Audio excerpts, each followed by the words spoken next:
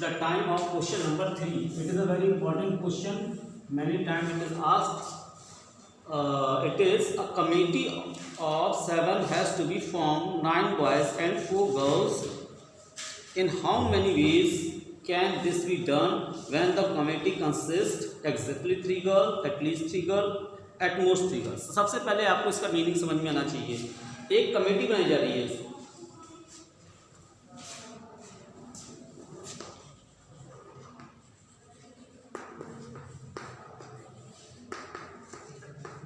Committee बनानी है हमें 7 लोगों की, ठीक है. और हमारे पास जो लोग हैं उसमें से हमें बनानी है कमेटी जिसके अंदर की बॉयज़ हैं 9 और गर्ल्स हैं 4. ये हमें कमेटी बनानी है. अब कह रहा है कि in how many ways this can be done. तो फर्स्ट पार्ट आप इसका लेके आइए. पहला पार्ट इसका कहता है कि एग्जैक्टली 3 गर्ल्स, यानी 3 गर्ल्स होनी चाहिए. अब आप देखिए कमेटी के लिए हमें 7 मेंबर चाहिए, 3 गर्ल्स हो रही हैं, तो इसका मतलब बॉयज़ हमें कितने चाहिए होंगे? 4 चाहिए होंगे. तो 4 बॉयज़ 3 गर्ल्स मिलके बनते हैं हमारे कितने? 7. तो यहाँ पे आपका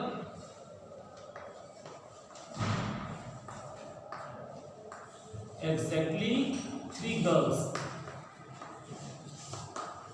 एग्जैक्टली के लिए हमारी कितनी हो गई?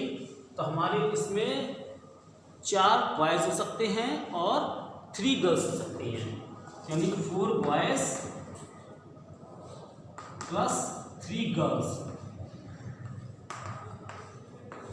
आप लीजिए. अब सिलेक्शन ये करना है. 4 बॉयज़ आपको पता है कितने? 9 बॉयज़ हैं, उसमें सिलेक्शन करना है. तो कितना हो गया? 9C4 multiply. अब कितने हो सकते हैं? 3 गर्ल्स लेनी है कितनी गर्ल्स? 4 गर्ल्स. तो 4C2. क्लियर. सॉल्व आप करेंगे और उसके फिर आंसर लेके आएंगे. 4C, हाँ 3 बोल रहा हूँ, वो लिख रहा हूँ. 4C3. दूसरा दिया हुआ है at least 3 girl. At least 3 girls के लिए जी, बॉयज़ के लिए बी बनाना है. तो यहाँ पे देखिए वो कह रहा है कि कम से कम 3 लड़कियाँ. अगर 3 लड़कियों से ज़्यादा हैं तो भी कोई बात नहीं है. तो उसमें आपके सिलेक्शन क्या हो सकता है? या तो 4 बॉयज़ हों और आपकी इंटू 4 बॉयज़ प्लस 3 गर्ल्स. पहला तो ये हो सकता है. दूसरा हो सकता है कि कम से कम 3 गर्ल्स, 4 गर्ल्स भी हो सकती हैं. तो 4 गर्ल्स होने के लिए हमें क्या करना पड़ेगा? बॉयज़ को 3 लेने पड़ेंगे और यहाँ पर 4 गर्ल्स ले लेंगे. समझ में आ रहा है आपके? इस तरीके से हमारा कॉम्बिनेशन होगा. तो 4 बॉयज़ हमें वही हो गया 9C4 मल्टीप्लाई 4C3 प्लस. अब हमें 3 बॉयज़ लेने हैं. बॉयज़ है कितने? How many? 9 बॉयज़. तो out of 9 boys we will select only 3 boys because we are selecting the 4 girls. तो 4C4. क्लियर. इसे भी आप सॉल्व कर लेंगे. आंसर, ये आंसर यहाँ तक नहीं लिखा जाएगा, अगला एग्जाम में आपका माना नहीं जाएगा. ये इसे सॉल्व करना होगा. यहाँ पे हम लेते हैं इसका थर्ड पार्ट.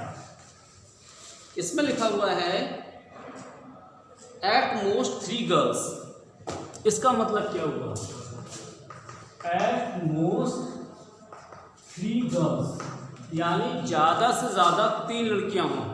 अगर 2 लड़की होती हैं तो भी कोई बात नहीं, 1 होती है तो भी कोई बात नहीं, और उसमें कोई भी नहीं होती है तो भी कोई बात नहीं.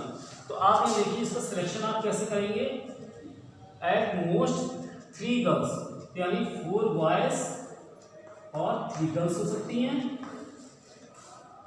और आप इसमें बढ़ा लीजिए 5 बॉयज़ 2 गर्ल्स हो सकती हैं, 6 बॉयज़ 1 गर्ल हो सकती है, या 7 बॉयज़ और 0 गर्ल्स हो सकती है.